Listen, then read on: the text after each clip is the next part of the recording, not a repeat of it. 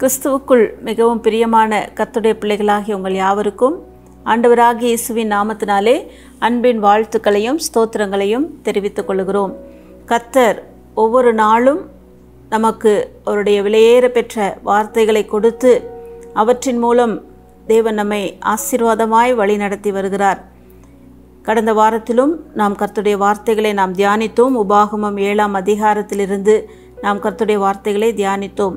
அவர் நம்மேல் அன்பு வைத்து நம்மை ஆசீர்வதிக்கிறார் என்று சொல்லி நாம் பார்த்தோம். இன்றைக்கும் நாம் தியானிக்க போகிற வேத பகுதி உபாகமம் 26ஆம் அதிகாரம் 18ஆம் வசனத்திலே நாம் வாசிக்கும் பொழுது, நீ என்னுடைய கட்டளைகளையெல்லாம் கை கொண்டால் எனக்கு சொந்த ஜனமாயிருப்பாய் என்று சொல்லி நாம் பார்க்கிறோம்.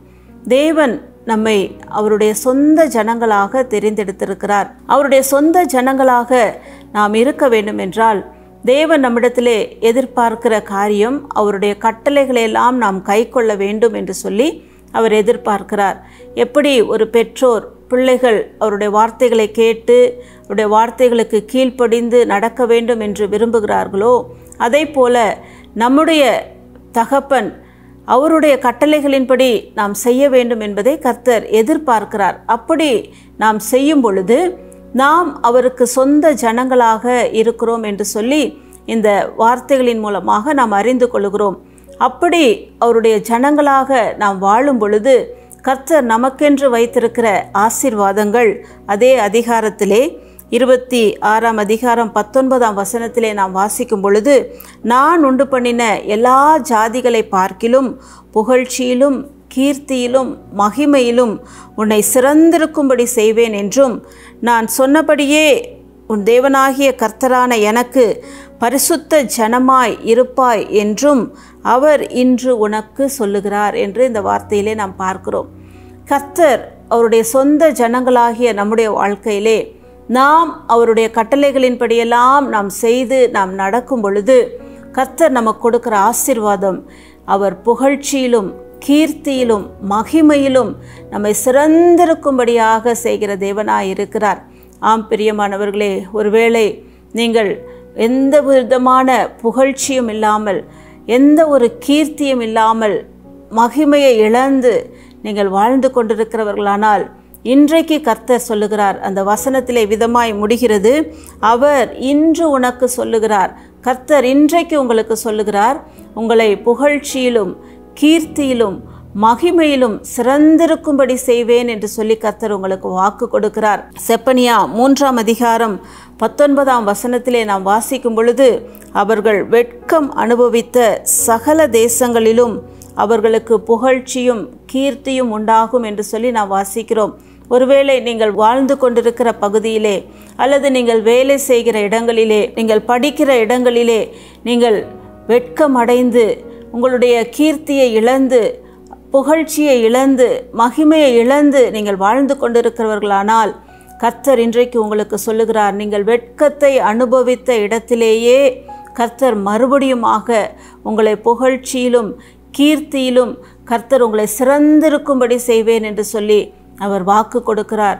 அவர் வாக்கு பண்ணுகிற தேவன் வாக்கு மாறாதவராய் இருக்கிறார் என்று சொல்லி நாம் அறிந்து கொள்ளுகிறோம்.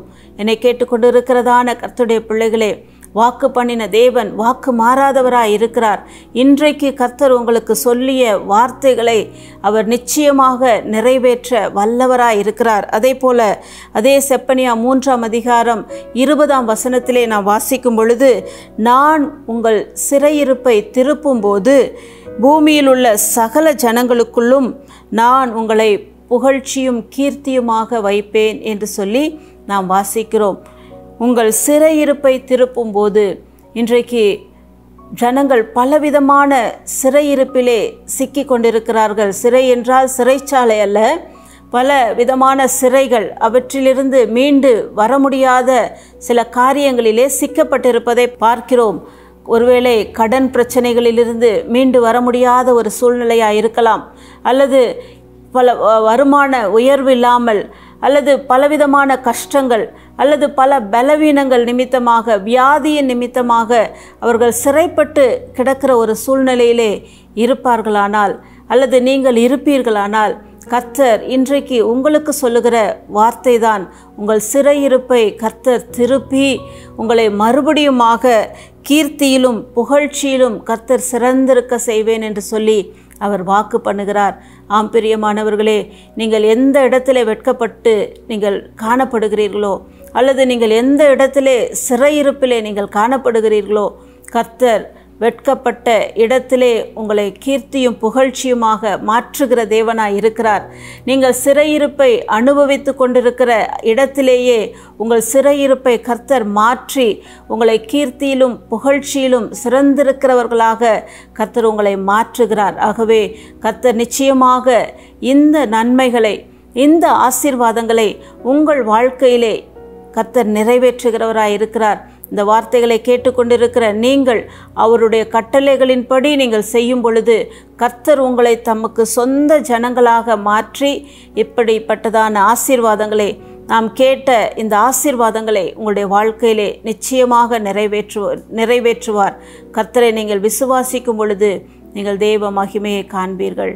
கண்களை மூடி நாம் ஜெபிக்கலாமா? எங்கள் அன்பின் பரலோக பிதாவே, இந்த அருமையான வேலைக்காக உமக்கு நாங்கள் நன்றி செலுத்துகிறோம். ஆண்டவரே, நீர் எங்களை சொந்த ஜனங்களாக எங்களை நீர் தெரிந்தெடுத்து வைத்திருக்கிறீரப்பா. நாங்கள் உம்முடைய கட்டளைகளின்படியெல்லாம் நாங்கள் செய்யும் பொழுது நாங்கள் உம்முடைய சொந்த ஜனங்களாக இருக்கிறோம். உமக்கு சொந்த ஜனங்களாக இருக்கிற எங்களுடைய வாழ்க்கையிலே கர்த்தர் எங்களுடைய வெட்கங்களை மாற்றி, எங்களுடைய சிறையிருப்பை மாற்றி, எங்களை புகழ்ச்சியிலும் கீர்த்தியிலும் மகிமையிலும் சிறந்திருக்கும்படி செய்வேன் என்று சொல்லி வாக்கு பண்ணினீரப்பா. நீர் வாக்கு மாறாதவராய் இருக்கிறீர்.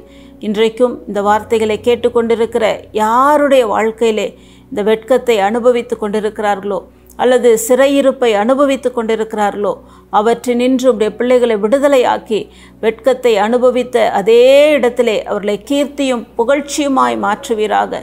சிறையிருப்பை அனுபவித்து கொண்டிருக்கிற அதே இடத்திலே அவருடைய சிறையிருப்பை மாற்றி அவர்களை மகிமையிலும் கீர்த்தியிலும் புகழ்ச்சியிலும் சிறந்திருக்கும்படி செய்வீராக.